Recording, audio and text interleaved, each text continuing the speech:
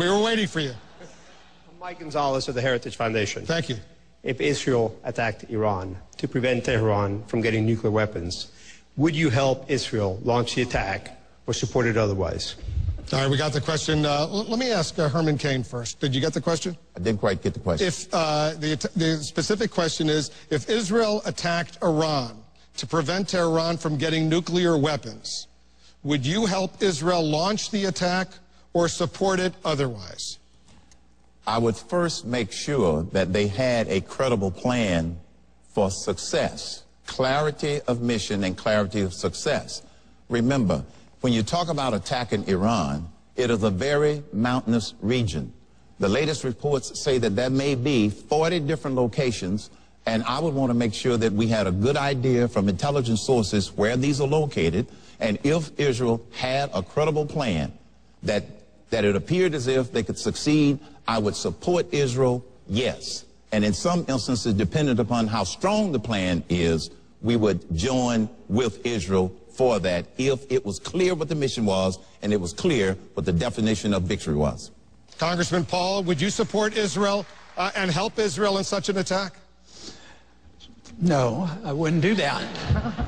But there'd be good reasons, because I don't expect it to happen, because, you know, the Mossad leader that just retired said it would be the stupidest thing to do in the world. And it's a big argument over in Israel. They're not about to do this. They've just polled 40 major experts on foreign policy here by the National Journal. Now, one of them said there should be a unilateral attack on the sites in Iran. So that's not going to happen.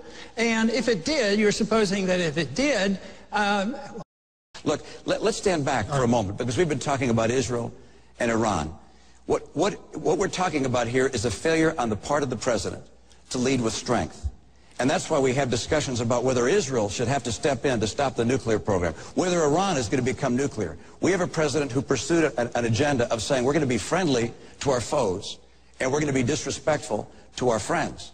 The right course in America is to stand up to Iran with crippling sanctions, indict Ahmadinejad for violating the Geneva or the Genocide Convention, put in place the kind of crippling sanctions that stop their economy. I know it's going to make gasoline more expensive. There's no price which is worth an Iranian nuclear weapon.